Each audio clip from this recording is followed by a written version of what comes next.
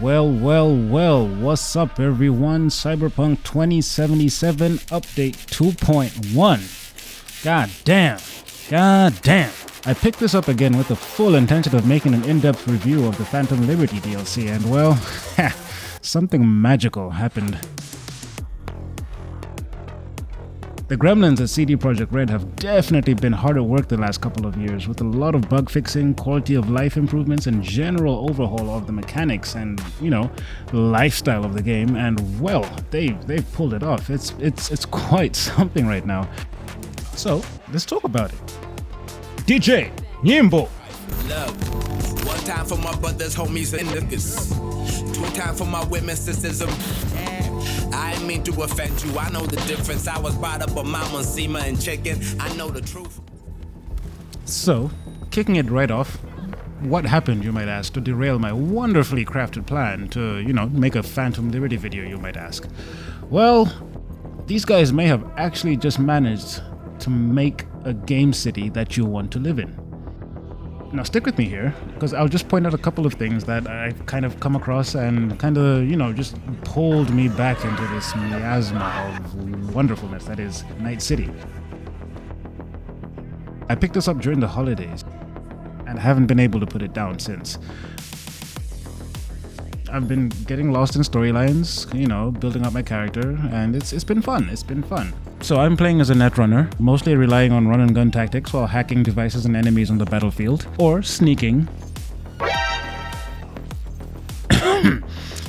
about in buildings and hideouts, and just generally getting to know the game again and figuring out what Night City has to offer after all the various updates and fixes, and last major update was neatly wrapped up into a bow in Update 2.1 and the Phantom Liberty expansion that dropped at the end of last year. This footage captured is the early hours of the game and spoiler free, and by no means covers every new feature, but more some of the ones that have stood out to me so far. So, without further ado, let's get into it. The Cyberware menu, for example, it wasn't completely overhauled, but has had some really nice tweaks made to it.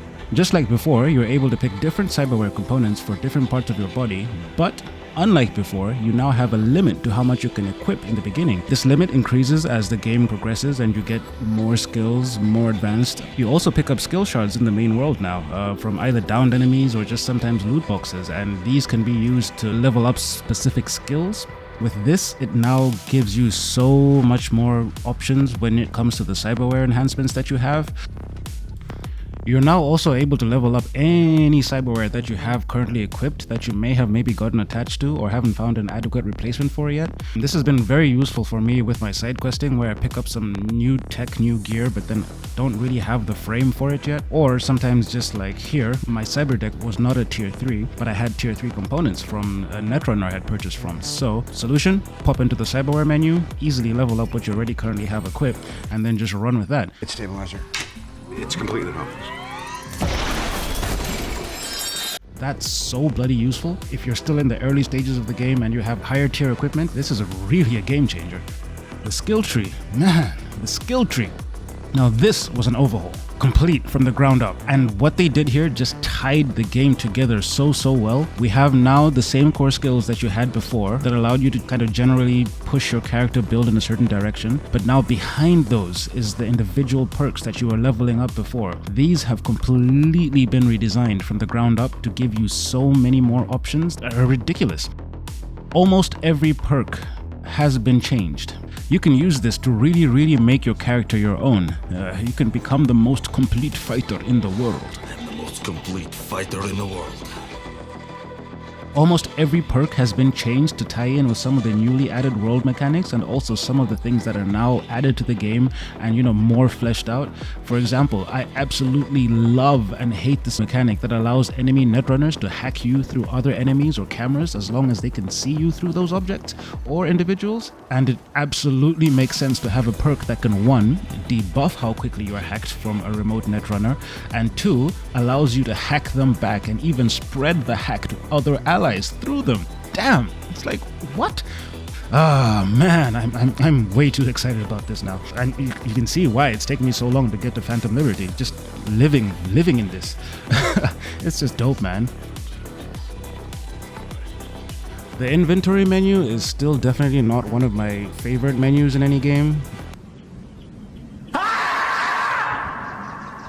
I've never really enjoyed how I constantly keep coming here to find out if the weapon I've picked up is more powerful than what I currently have equipped, juggling through the different tiers levels. In the beginning, this is quite annoying, and you do actually spend quite an inordinate amount of time just reading through shit, trying to figure out which weapons are best for you, balance and stuff like that. So usually I just, ditch the guns or pick the standard guns that are useful: pistol, silence for stealth, a submachine gun, or an assault rifle for those tight encounters, and then switch to a katana for the rest. Well, there's no problem. If you had a gun, shoot him in the head.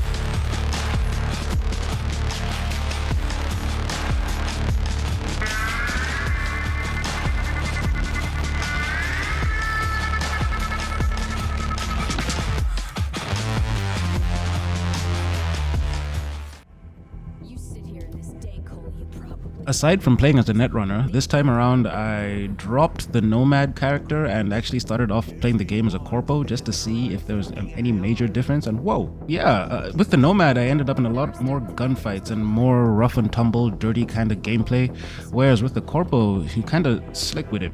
You get into encounters and you're able to talk your way out of a lot more of these. It's given me some interesting dialogue choices and led me to some situations that have not had me leaving a trail of violence behind me, and also some questionable encounters. Slightly.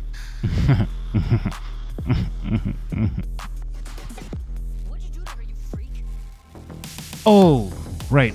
One major change that they added to the game that can finally fix something that most gamers hated in the beginning.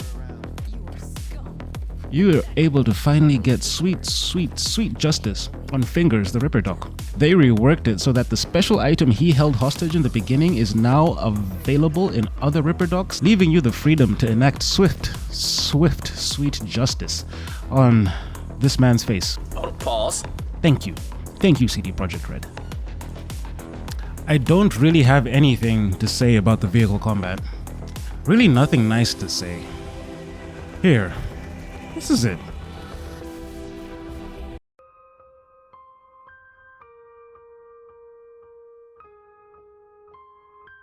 Moving on. The fixtures have also been tweaked. They all have, well, the ones I've encountered anyway currently, have their own hideouts now that kind of makes it a little bit more of like a lived-in city. Regina here has a really dangerous setup. You walk in and there's turrets pointed right at you that she disables and then says, oh yeah, you're fine as long as we're cool. I have no idea if there's a twist from that, but I wonder what would happen if you weren't cool with her. As you progress the story, do side quests. Some of them are specific to fixers, and so it adds up to this counter here, which I'm sure is tied to some sort of reward when you're done with all their gigs. Speaking of rewards, the money system is so much more improved now. The amount you earn from doing gigs and side biz makes doing side quests feel a lot less like a grind now, especially on those missions where you have to raise a certain amount of eddies to proceed. With the in-game economy so much better balanced, you're able to actually access more of the content they offer you throughout the game, such as cars, weapons, quick hacks, cyberware, as well as also more cosmetic options since clothing was also tweaked to no longer affect your armor stats. This means you're able to switch up your style and outfits more often, and even though you spend a majority of the game in first person, it's always nice to have options. Oh, and speaking of options, there's also various apartments in the different major areas of the city now that you're able to go to and rent out. This gives you quicker access to your stashes and your wardrobes, and also nicely ties in more of that feeling that you're actually a part of this world and not just, passing through.